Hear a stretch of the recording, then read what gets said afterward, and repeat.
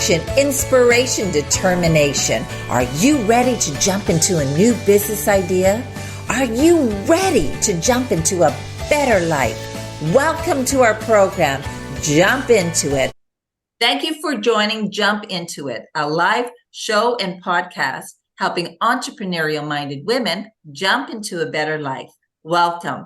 I'm your host, Gabriella Hellman, CEO of 360 Integral Marketing, author, entrepreneur, and marketer. And I've had the pleasure of helping over 100 businesses establish themselves and grow successfully. And along with me is my co-host, Anita Booth, a senior marketing executive, a two-time author, and spiritual activist. And we have a very special guest for us to share with you, and her name is Moira Bush. She refers herself as the color entrepreneur. She has been helping educate women entrepreneurs internationally for 25 years. She has lived in South Africa, England, and Canada. She is also the author of Colors of Prosperity, teacher of spiritual color psychology, an inspiring and talented entrepreneur herself. So we're very excited to have her. She'll be sharing her journey and expertise on how to start a soul-based business and how to embrace the power of color as an entrepreneur. So before we jump into it, if you have any questions, please leave them in the chat and we'll get to them before the end of the show to provide the answers. So Anita, as a senior marketer, what is your take on a soul-based business? Yes, thank you, Gabriella, and welcome again, everyone, this evening. Tonight is such an exciting night, specifically for myself, as Gabriella alluded in her bio of me. I am a spiritual enthusiast, and having Moira on the show tonight, she's going to be talking about the color of psychology, or the psychology of color, and how it integrates with spiritual psychology. And I know from my many years of practicing spirituality and energy work that color psychology really has a power of its own. And I imagine she's going to share some really interesting insights on how that is combined to really manifest and make it work for yourself from a business perspective. So I'm very excited to welcome Moira on our show tonight, and I will turn it over to you to introduce her in. Thank you. Thank you, Anita. So welcome. Thank you, Moira, for joining us. Thank you. Hello, Gabrielle. Hi, Anita. First of all, you have such an array of experience and expertise that a lot of people, I think, could really value from and what you have to offer. So we're so excited to have you here on our show. So having spent 25 years guiding and teaching women entrepreneurs, as well as men, I'm sure, the first question I think, want to start with, what is a soul-based business? A soul-based business is something that comes from the heart. It's when you establish an enterprise, you establish some form of service through business that comes from your heart, and your focus is about delivering something that feels like you're making a difference, that there's some purpose behind it that goes beyond the material needs. Material needs says, I have to earn money, I have to pay my bills, I have to earn income. And that could end up becoming a business that's driven by need and eventually by greed, because, things can escalate. When it's a soul-based business, you are really tapping into a purpose that you have in this lifetime that is beyond just the need to earn income. So to me, that it's when somebody really says, I want to do something that I feel passionate about, that I feel I can make a difference, then I know that they're doing a soul-based business, because the soul is speaking for them.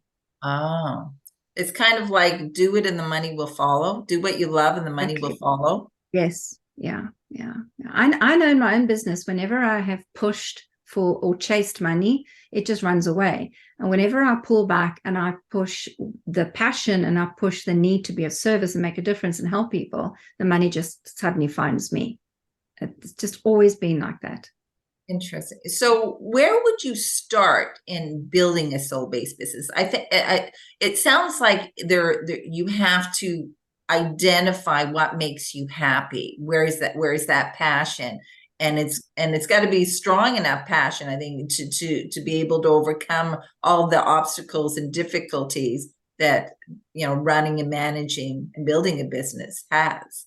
So, you know, what advice for our audience would you have where, you know, you want to have that passion? Where do you tap it in, or how do you identify it? What would be some of the things you would explore or look for?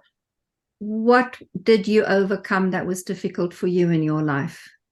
What did you master? What did you become an expert in? Because when you're working from your soul, you look back at your life, or if you want a soul-based business, look back on your life and go, what were the struggles I overcame? And are there people that are currently struggling with the same things, that are blindly, confusingly running around, banging their head against a wall? And how can I help them? And very often the best businesses are born from that moment, from that idea, to want to share where you have mastered and overcome your struggles and pain. Wow. So it's not necessarily you have an innate talent that other people don't have, and that you're going to capitalize on that talent and move it forward. It's you're taking it from the point of view of a struggle that and something you had to master, and then learn the steps to master it. And now you package that learning and you share it with others. Yeah, because you think about it. If we were to believe in a benevolent universe, and not a universe that's out to punish us and make us struggle, it stands to reason that if we did struggle somewhere along the way, we were being given a period of time to learn something about ourselves, to learn something about our purpose. So you don't want to be throwing that out. That is a skill and a talent that you've developed, that has become a part of who you are. It becomes a part of your identity. That could be the key to what your business could, you know, the type of business that you could set up. Interesting. So adversity is really a gift. Oh, yes. Yeah. When you're in the middle of it, you don't feel that way.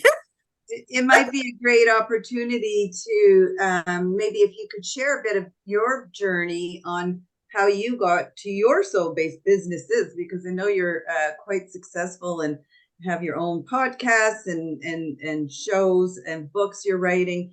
But I'd really like to hear back when you started in South Africa with the color mirror system, because I know that has fed into a lot of what your business is today, and what you're going to talk to us in a little bit about in a bit, which is your 8 colors of prosperity. But I think that would really give us a bit of background on your journey on building your soul-based business. Yeah. Well, actually, the system I work with, the color mirror system, is a South African system. But when I lived there, I never actually met the founder of the system, I actually only when I moved to immigrated to England, that's where I actually was introduced to the system. It was a very strange how I never came across the system there. In South Africa, I had been made redundant many times, and going from job to job, single mom, mortgage to pay, and life was pretty rough out there. And one day I think it was my 7th job in 4 years that I was made redundant from. And I just remember thinking, I don't know what to do with my life. You know, I'm obviously, you know, the universe is saying here, Moira, you don't need a job. And I'm going, well, I'm a single mom with a mortgage. Of course I need to earn income. So if I'm not supposed to have a job, maybe I'm supposed to have a business. And a whole set of synchronistic events happened within 48 hours where I started a business. It was just the moment I asked the right question to the universe, what else am I meant to be doing? Not can I go look for another job? The opportunities just landed. And my first business was an ice cream packaging business. And soon I was being photographed at events and appearing in the newspapers. And people were saying to me, or women were coming and saying, how did you start this business? How are you doing this? And I just started thinking about wanting to train them. And eventually And the minute I had that thought, another woman crossed my path and she became my business partner. And I joined her in her business outreach projects, which was to help women in shanty towns in South Africa who had no education, had no resources, to start their own community-based businesses. And through that, I became a semi-finalist in the Entrepreneur of the Year in South Africa. And it just kind of escalated and things just started happening. And it was, nothing was sought out. It all just happened by some sequences of events. Literally, I call it magic. It just kind of happened that way. And then suddenly one day, everything just came crashing down. And because I'd started working with the government on a project to help people who do crafts and arts to learn business skills, and and of course the internet came out in those days, and I had the bright idea of let's create a web shop. So I probably was one of the first people to think about let's create a web shop.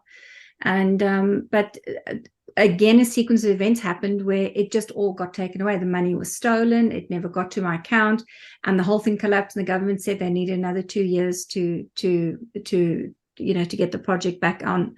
And I found myself in England, immigrating to England, starting again. There, I joined a women's business development organization that helped women off the welfare system into their own businesses. So I was pretty much doing the same thing, except I wasn't working in shanty towns. And I did that. And then one weekend I was at a retreat with my English husband at the time, and ran into this workshop that was all about color, and met Melissa Jolly from South Africa. And the minute I was in that environment and she was talking about color, all the work I'd done in South Africa and all the work I'd done in England suddenly came together. And one of the big questions that I had on my mind when I was working with these women entrepreneurs was there was a piece missing. I could motivate them. I could help build their confidence through programs. There was personal development, there was business, there was financial empowerment, but there was something missing. And suddenly color gave me that key. And it was how to remove the blocks from your psyche, from your body, from your mind, from your heart, that stops you from being truly, truly prosperous and happy in business. Color just gave me that key. And I've been working with the color mirror system now for 20 years. Wow. Yeah. So if somebody oh, sorry, go ahead, Anita. No. Do you have a question? Oh, I said, so just so that our audience can better understand what the service you provide. So it's can you explain a little bit more if somebody were to come to you, how do you approach the idea of matching color with vision, with the problem, entrepreneur? Like it seems like almost to some people a disconnect. Like, how do you match color with being a business? Yeah. business and prosperity. Like, maybe fill in the dot. Yeah. Okay. So if somebody came to me and said, hey, I love what I do. I'm in a great business. I love what I feel passionate about what I do, but I'm not making money. I'm not successful. I'm not seem to be attracting clients. I would like to expand. I'd like to do something different, but I have this block and I don't know what it is. I've tried everything. Then I'd say to them, well, go look at the wall of bottles and feel the color that you're drawn to. So for example, I've had this happen where a business entrepreneur said to me, I'm blocked and I don't know what to do next. And it was a gentleman and he picked this bottle. And I said to him, well, sweetheart, you know what, this bottle, it's turquoise is but, and specifically the bottle, the systems are numbered, number 14, says you need to get your act into gear when it comes to websites and social media and technology. This is a bottle that clearly says technology, you need to embrace it and use that to expand your business. So he went on and did podcasts, and he got the technology in, and he's doing pretty well now. But now you think, oh well, what if I pick a turquoise bottle and I have a website and I have marketing and I'm socially connected on the internet? What then? Well, maybe you pick a different turquoise bottle that's slightly deeper. Can you see the change in the colors there in the shade? I do. The Yes. is darker. Yes. So this one is numbered 30, and this particular one says you need to write a book. This one says you got to get creative with writing with your hands. So this might be, taking up some craft hobby, something that can just release you from the stresses in your mind and get into the act of creating. And in doing so, you're going to get creative ideas on what to do next. But particularly, it says write a book. It's going to be very good for you. So then there's a third option. So now let's say they pick, oh, I love turquoise. Then they pick another turquoise bottle. What can you do now? Now you see There's dual colors. This one is called G9, and it's got pale gold and turquoise. So here's turquoise again, but now it gives you a different story because it's with another color. This one says you got to have faith, you got to have faith, you got to have faith. So now we're going into the spiritual toolbox, saying that you're doing the right thing, but you may not have faith in your own ideas. You may not have faith in yourself, or maybe you're waiting for somebody else to show faith in you. And we have a discussion around faith. So that's what will happen in a conversation is you pick color bottles, and there's 87 different color bottles and combinations to choose from that will give us the story, that will reveal what is it that they could be looking at, because color mirrors who you are. It mirrors your blocks, it mirrors your potential to you. They will always pick the right color. One of the reasons I've been working with a color tool for 20 years, with the color mirrors tool, is it's 100% accurate. It just always gives the right information at the right time. That's what I was going to ask. Yeah. Go ahead. Yeah. Like, where is the science behind this? Nothing more the science, but right? I know a little bit about how Melissa has created the color system. Okay. But I'd love for you to share, because I understand she has a bit of land, and it's a bit of a sacred land on some ley lines. And I think it would be interesting for the audience to know, because they're probably thinking, well, how do you work with those colors? In what way? And I know that there's bath oils and some sprays, but maybe you can expand on how you integrate that, and how it's supposed to help propel you into, these directions that you're talking about. Yeah. So if you were to pick one of these bottles, this is magenta and this one is orange, and you were to choose one of these bottles and colors, you are choosing through the filter of colors that are around your physical body. So it's the science behind it, Gabrielle, is the sun gives us our light. It's our life force and our light source. So when you are soaking up the rays, they go into your body. And when you are stressed about a specific thing, that color leaks out of your body, and it forms this haze they call it the auric field. And the Russians invented Kirlian photography. They can actually photograph using magnetic plates, can actually capture the auric field around you, very much like the aurora borealis that you can see in the magnetic North Pole. So there's that little bit of a kind of pseudoscience behind it.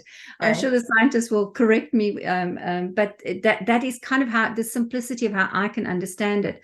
So if you, for example, have heartache, this traditionally, your heart pulls in green from the sun, because all the colors come down from the sun, from the light around us, but the green goes into the heart. And you will find you will suddenly pick green scarves, you'll wear green clothes, you want to paint your room green, you'll put green decoration pillows in your home. And you can't understand, I don't like green. Why am I suddenly putting green everywhere? It's because you're leaking green because your heart is hurting. Somebody hurt your heart. Your relationship's not going well. Or it could actually be something physical even. It could be that you've got a heart issue or a lung issue, which is part of the body here. So when you come to me and you actually pick a bottle, you're picking it through the filter of your auric system, which means you actually diagnosing your problem yourself. Interesting. But you must have something like a Bible or a dictionary that translates this color translates to this unfulfilled need. Yes, right. Absolutely. So, absolutely. Yeah. And Melissa Jolly, I do have a book, Melissa Jolly and Karani Connolly, who Melissa is the founder and Karani is a scribe. They wrote this book, and literally it is as thick as a Bible. It's like a color Bible of information that just tells you what each of the bottles are about, with case studies and just incredible volume of information. But of course, there's training programs as well. So currently, I'm training two people into becoming practitioners to offer readings and sessions to clients. One is an alternative angel whisperer lady, and the other one, she's actually a full-blown psychologist working in a hospital. So, it's scientists, people from the medical profession, people from the alternative therapy, they all get drawn to color because they just realize the value of what color can give you in terms of interpreting and identifying blocks and issues. But as I said, it also points out the potential that you may not be grasping, something that's eluding you. So how does one work with the color system when you're working with them? Do they pick the bottle and take it away? Yes, they do. Yes. And they're supposed to do what with it? They actually, well, this is what I call the highlight of my life and in my career is I'm the laziest therapist and counselor on the planet, entrepreneur, you name it, because I don't have to do anything. You are self-diagnosing by picking your color bottle. Then you are purchasing your bottle and you're going to go pour it in the bath, in the privacy of your bathroom in the tub. You are going to soak all that stuff out of your body, pull the plug, and it's gone down the drain. It's wonderful. But will you have a new color tomorrow? Now you've got that color. You have a new color tomorrow. It absolutely can shift, but sometimes some clients will come and they'll continually pick the same color, and then eventually I'll say to them, aren't you getting tired of seeing the same color? How about actually bathing in the bottle and dealing with your stuff? And then once they've bathed in it and they've done some meditation, or they've done some very simple, connecting with the color and the essences, they come back and I'll choose another bottle. And how old is this whole color mirror theory? Yeah, Melissy founded this system in November 2001. So it's been around for quite some time. But before that, she worked with another color system that had been around for about 20 years. So color therapy and color analysis, using systems with dual colored oil and water is not new. It's been around for a long time. But it's not kind of gone into the mainstream because people always want to ask, the science behind it, like you did, Gabrielle, what's the evidence? But the thing is, it's once you have somebody come in and they have a session and they get their answers and their lives change, it just works. It just works. But it sounds so simple, right? I pick a bottle, I go and pour water in my bath, I sit in it, my blockage is released. Yeah, I did do it, Moira.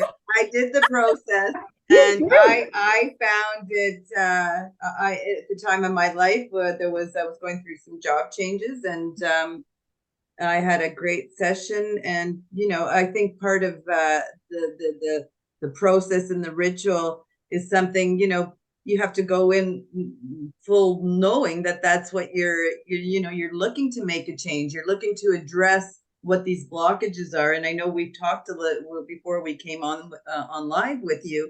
We talked a little bit about blockages and how colors can help, propel you in different directions. And could you maybe share a bit about your book that you've written about the 8 colors of prosperity and how one does use that to become more prosperous? Yeah. And then I see questions coming in. So after that, we'll certainly turn. Well, give it a few more minutes. Yeah, a few minutes of questions. Yeah.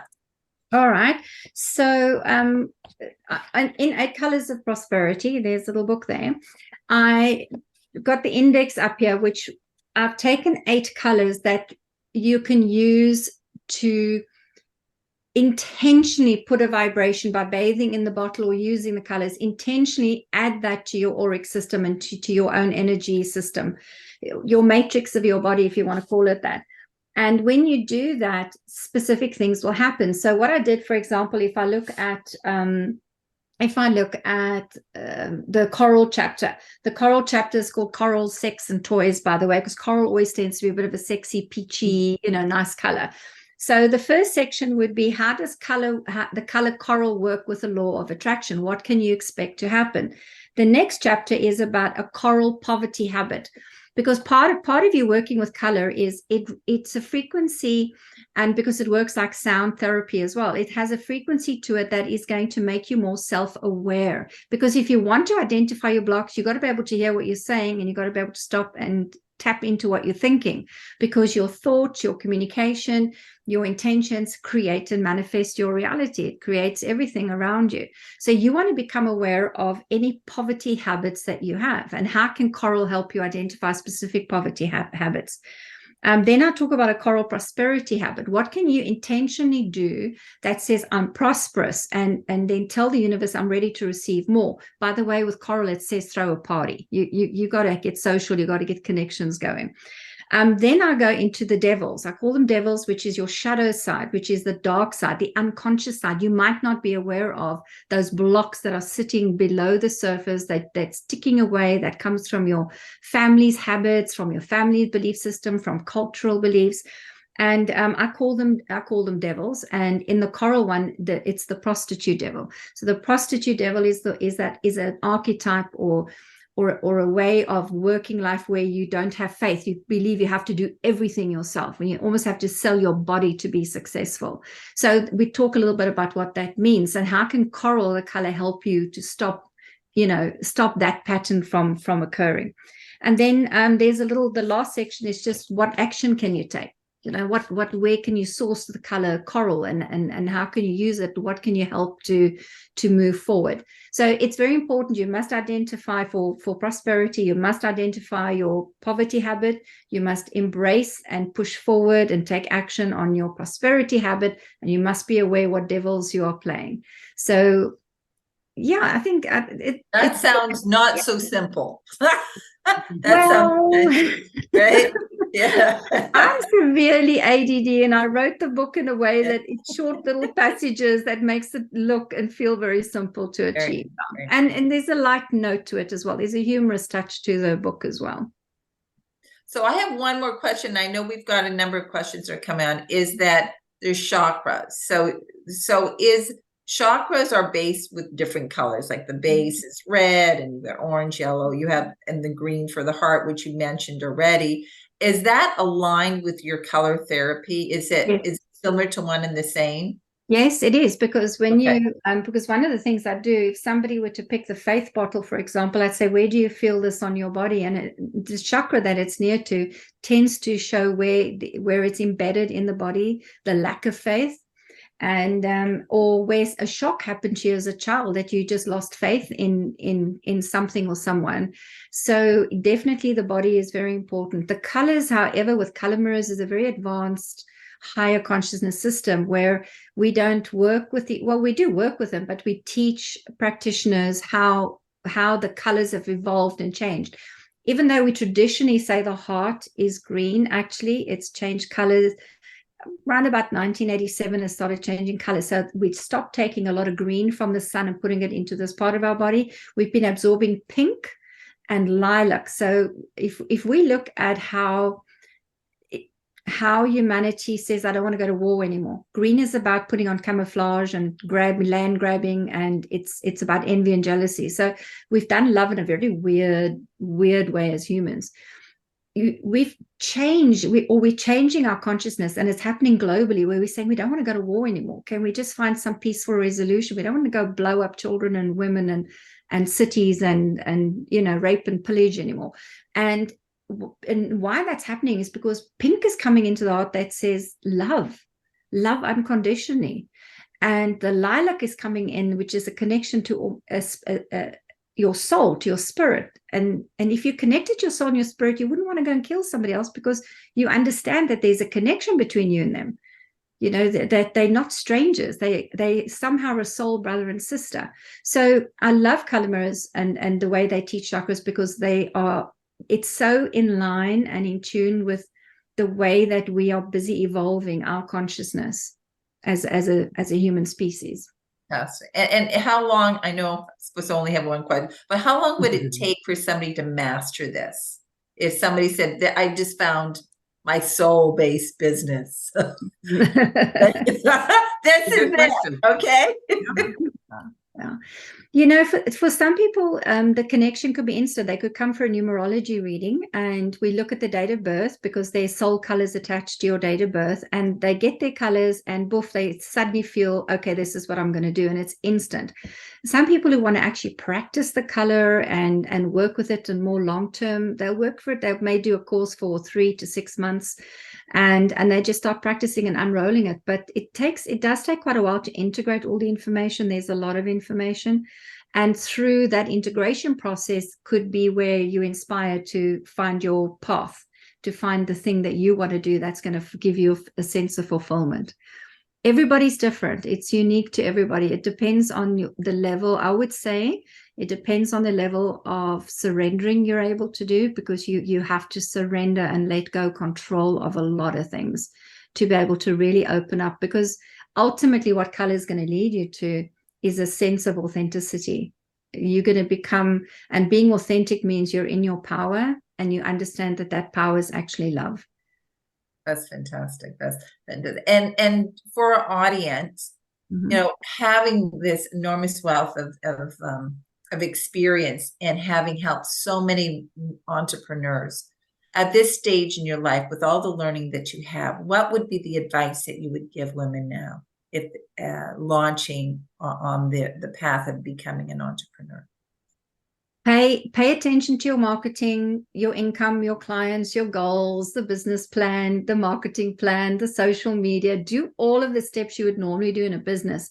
But most importantly, take steps and to put time aside to study yourself and get to know yourself, and take time out to add a touch of some kind of spiritual, soul-based program that is going to help you to continually grow and evolve, so that you can handle, when you do get hiccups and trials and initiations, tests in the road with your business, that you have a spiritual tool to fall back on that can help you navigate that. Oh, fantastic. Great advice. Great advice. Love it. Thank you so much. Thank you. Let's go to some questions. If anyone in our audience wants to put out a couple extra questions, this is the time.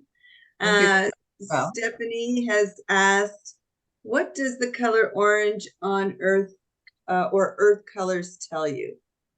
Orange is the color of what color has two sides to it. We call it the negative and positive. The positive being the gift, and the negative being what you can heal with orange. So when clients pick orange, we look at the positive side, which is, this is about somebody seeking bliss and enlightenment. This is somebody who is seeking to be creative. This is somebody who really has that ability to manifest like magic, things out of the thin air. It's a really powerful color. And then on the other side of orange, if there's something to be healed, this could be shock and trauma, violation, especially really deep trauma around, being sexually violated as well. So that could be on that side, what a conversation we could have to say, well, how can we help you come to some form of resolution and forgiveness around what happened to you in the past, and how would we use that to help strengthen you to move on and build a stronger future. Wow. Excellent. Thank you, Moira. One other question. How can color help you when dealing with clients, or to attract more clients? Okay, how can color help you attract more clients? It comes down to being authentic, being you. Color has a way of helping you to feel at home in your body with who you are.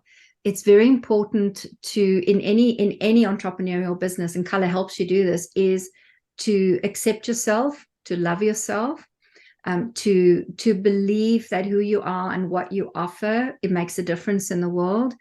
And when that builds a foundation of strength and authenticity. So when you are in that space of, I love what I do, I love you, I'm here to serve you, I'm here to help you with my products and my services, that attracts clients.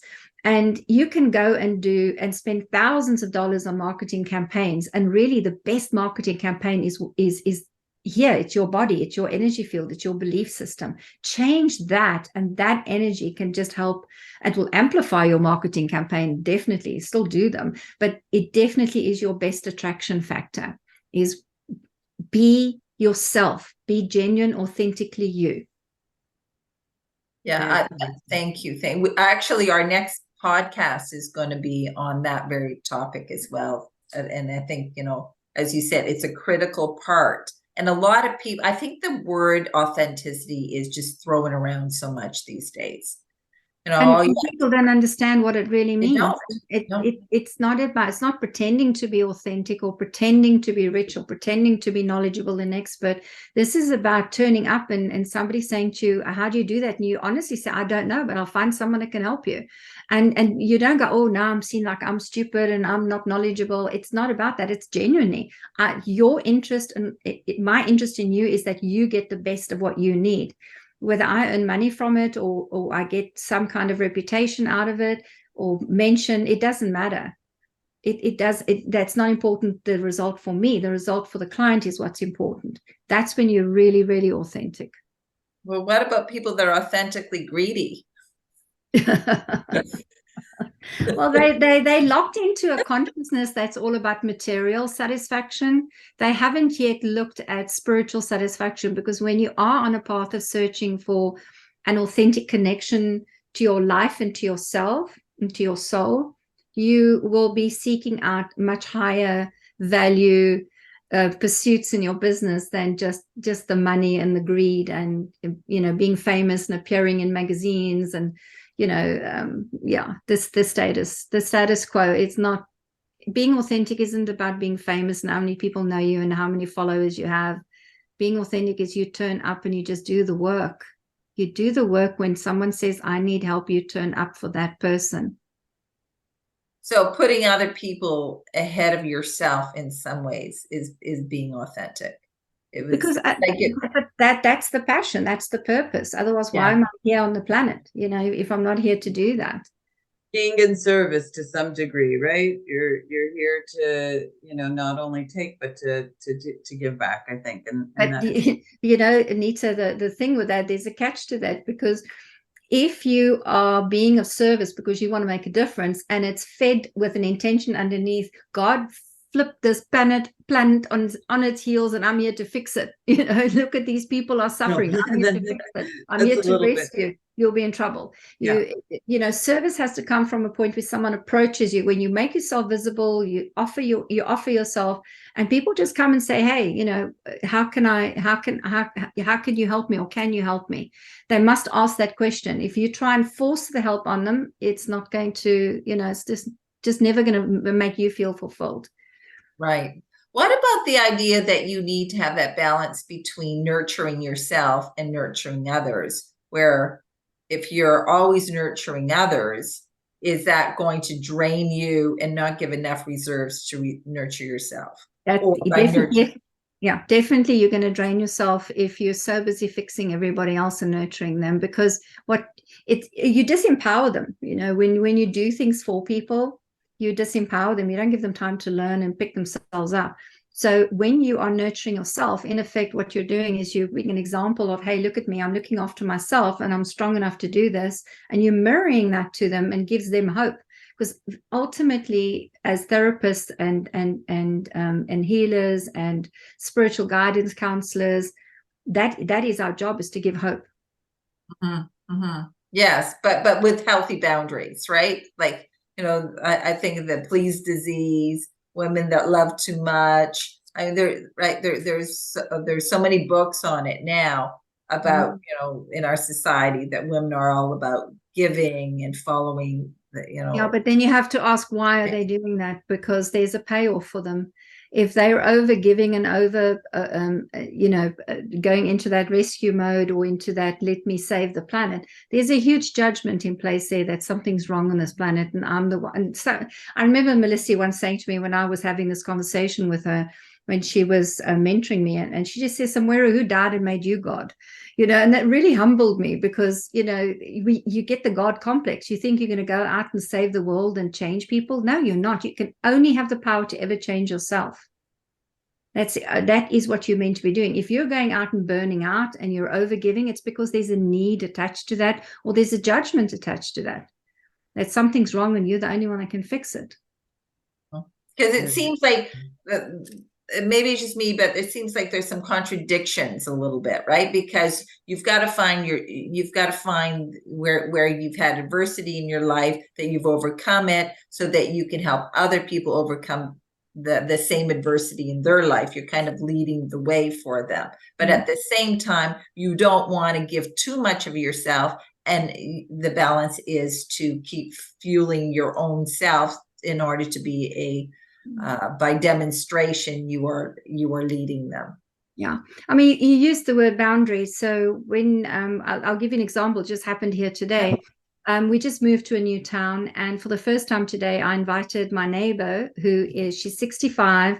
She raised her 5 children all by herself. She's got a bunch of grandchildren, and she's permanently on grandma duty. And we finally got a moment where I said to her, come over, have a cup of coffee. I had some cake ready, and let's get to know the neighbors. So she popped over, and she gave me the story of her life, as people do. And she's currently having some problems, financial problems, and she's been in accidents and has physical pain and all these things. And here I'm sitting with a view of all my color bottles and all the therapy work I can do. And I just had a normal conversation and had a cup of coffee and cake with her, because she didn't once say, could you help me? Could those bottles help me?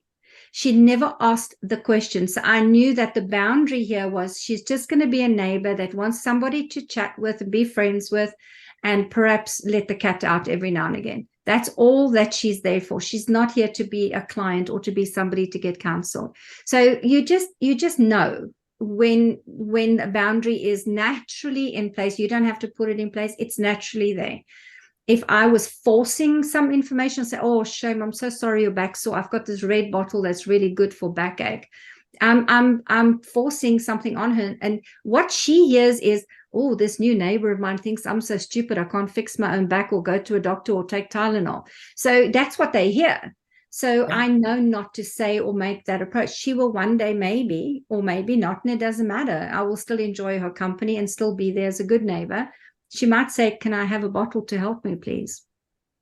Fantastic. Fantastic. Okay, so we're wrapping things up. Are there any other questions, Anita?